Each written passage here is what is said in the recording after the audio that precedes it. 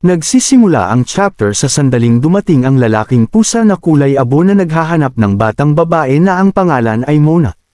Takot na takot siya sa kanya at nagtago sa likod ni Kang Hayen. Na humiling sa lalaking pusa na hayaan munang kumain ng sapat ang bata bago sila umalis. Ngunit sinabi ng lalaking pusa na kulay abo na siya naman ang sadya niya sa pagkakataong ito. Nagtaka si Kang Hayen at sinabi ng lalaking pusa na sumunod siya. Si Kang Hayen ay masyadong nanginginig para sundin siya. Kinakabahan siyang nagtanong kung saan sila pupunta. At sinabi ng lalaking pusa na kulay abo na iniimbitahan siya ng punong baryo sa kanilang nayon. Inihayag din niya na ang punong baryo ay ang ina ni Mona. At sa nakikita niyang pagiging mabagsik at mailap ng bata, naiisip lang ni Kang Hayen kung paano pa kaya ang ina nito. Iniisip niya kung balak ng punong baryo na tanungin siya tungkol sa pinapakain niya sa anak nito. Napagpasyahan ni Kang Hayen na hindi dapat siya sumunod ng basta-basta sa lalaking pusa. Nag-alibay siya, sinasabing abala siya ngayong araw. Kaya mahirap sumama ngayon. Naiintindihan ng lalaking pusa ang problema niya at bigla siyang binigyan ng maliit na sungay. Sinabi niya kay Kang Hayen na ginagamit ang sungay ng mga mandirigma sa kanilang nayon. Kaya maaari niya itong gamitin para tawagin sila kapag may oras siya. Tinanggap ni Kang Hayen ang sungay at inisip na dahil mas maasikaso ang lalaking pusa kaysa sa inaasahan niya.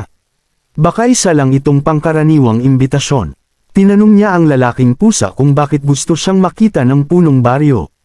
At sinabi nito na nais makita ng ina ang tao na nakahikayat sa anak niyang umalis sa nayon.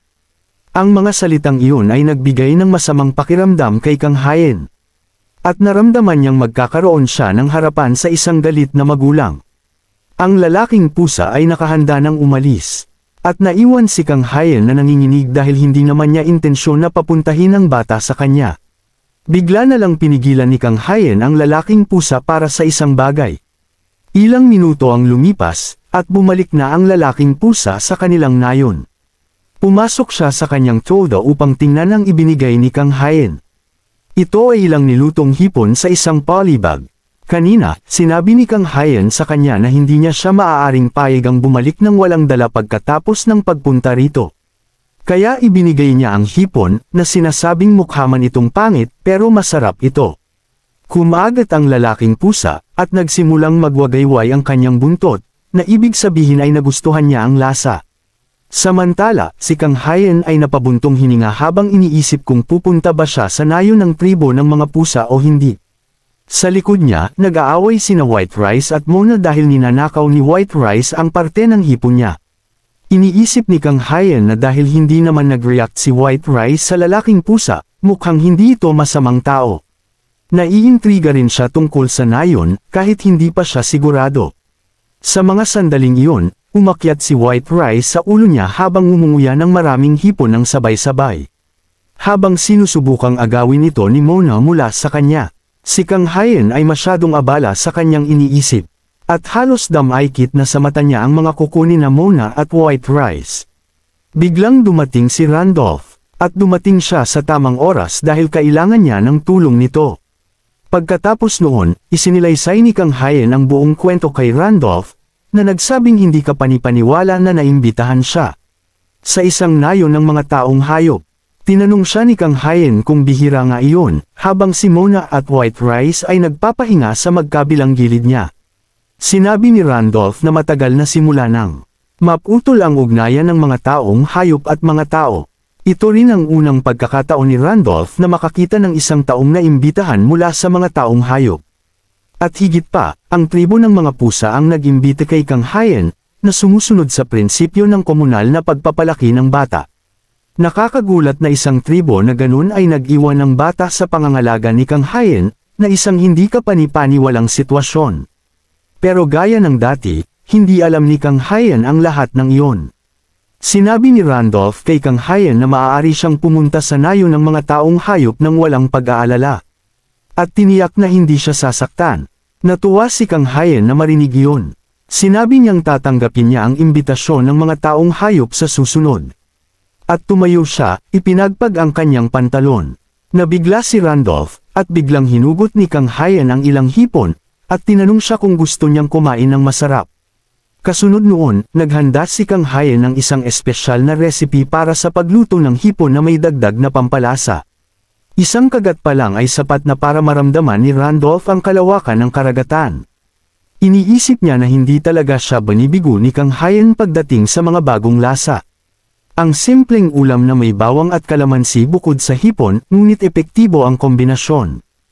Iniisip ni Randolph na kahit maalat at mamantika, masarap pa rin ang pagkain, at iniisip niya ang mga malalaking, cute na hipon na kumikindat sa kanya. Ang higit na mahalaga, nahuhumaling siya sa malutong na texture ng karne at iniisip na kaya niyang ubusin ang isang buong mangkok nito.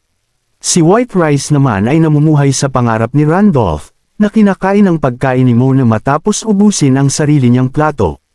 At sinusubukan ni Kang Hayen na pigilan siya ng walang tagumpay. Iniisip ni Randolph na ang pagbabalat ng hipon ay nakakainis, kaya isinubo na lang niya ang buong hipon. Nagulat si Kang Hayen nang makita si Randolph na kainin ang buong hipon, ngunit mukhang si White Rice at Mona ay ginagaya rin siya. Napagod na rin sila sa paghihintay kay Kang Hayen na balatan ang hipon para sa kanila. At tama lang yun para sa kanya. Bukod pa rito, tila ini-enjoy din nila ang lasa at texture ng balat ng hipon, at sinabi ni Randolph na isa itong delicacy. Pinayuhan pa rin sila ni Kang Hayen na ang balat ay maaaring matalim sa ilang bahagi, at patuloy silang kumain. Makalipas ang ilang sandali, lahat ng mga kagamitan ay wala ng laman, at ang lahat ng mga tiyan ay busog na. Habang nag-aayos si Kang Hayen, sinabi ni Randolph na bilang pasasalamat sa napakasarap na pagkain, kailangan niyang ibigay ang lahat ng kanyang makakaya para maturuan siya. Nagtaka si Kang Hayen at tinanong kung ano ang sinasabi ni Randolph, at sinabi ni Randolph na malinaw na tinutukoy niya ang pagsasanay sa espada. Biglang naalala ni Kang Hayen na nagkaroon nga sila ng kasunduan tungkol doon noon. Sinabi ni Randolph sa kanya na huwag mag-alala dahil unang araw pa lang naman, kaya magsisimula sila sa mga pangunahing pagsasanay. Ngunit, ang pangunahing pagsasanay ng isang tao ay maaaring bangungot ng iba. At nang dumating ang gabi, si Kang Hayen ay nakahiga ng padapa sa malamig na damuhan. Pagod na pagod siya, at sinabi ni Randolph na napakahina ng kanyang stamina, at sa ganitong takbo, magiging mahaba pa ang biyahe niya para maging pinakamatibay na mandirigma. Ang naisagot lang ni Kang Hayen ay isa lang siyang chef. Tinanong siya ni Randolph kung paano siya magiging sobrang pagod sa isang simpleng 4 na oras na pag-akyat sa bundok sa kanyang edad, at mukhang mahina ang kanyang katawan. Nag-aalala si White Rice kaya nagsimulang dilaan ang mga paa ni Kang Hayen, at nagsimula siyang gamaan ang pakiramdam. Nagtataka si Kang Hayen kung iniisip lang ba niya ito o talagang nababawasan ang sakit sa parte na dinidilaan ni White Rice. Nagbibigay ito ng malamig at nakakapagpakalma na pakiramdam, kaya nagpahinga na lang si Kang Hayen. Biglang, sinimulan din ni Mona ang pagdila sa kabila niyang binti dahil nag-aalala rin ito sa kanya. Ngunit wala namang epekto iyon kay Kang Hayen, at ang nararamdaman lang niya ay basa at madulas. Kahit papaano, tumayo si Kang Hayen at hinaplo si Mona habang sinasabing pinahahalagahan niya ang kanyang pagkilos. Sinabi ni Randolph kay Kang Hayen na humahanga siya sa kanyang pagtitiyaga sa muling pagtayo, kaya binigyan niya ito ng isang tansong practice sword bilang regalo sa okasyong iyon. Sinabi niya na mas magaan ito kaysa sa tunay na espada, ngunit maganda para sa practice. Sinabi rin niyang orihinal niya itong ginawa para sa kanyang anak na babae, at napanganga si Kang Hayen nang marinig ito. Sinabi niya kay Randolph na hindi niya kayang tanggapin ang isang bagay na para sa anak nito, ngunit sinabi ng Captain Knight na ayos lang iyon. Sinabi niya na ang kanyang anak na babae ay may trypanophobia, takot sa mga karayom, at sa tingin ni Kang Hayen masyadong malaki iyon para maging karayom. Bahagyang nadismaya siya habang sinasabi iyon, ngunit bumawi siya ng sigla dahil mayroon siyang isa pang estudyanteng matuturuan kapalit ng kanyang anak. Sinabi niya kay Kang Hayen na, sa tulong niya, maaari siyang maging pinakamalakas na mandirigma.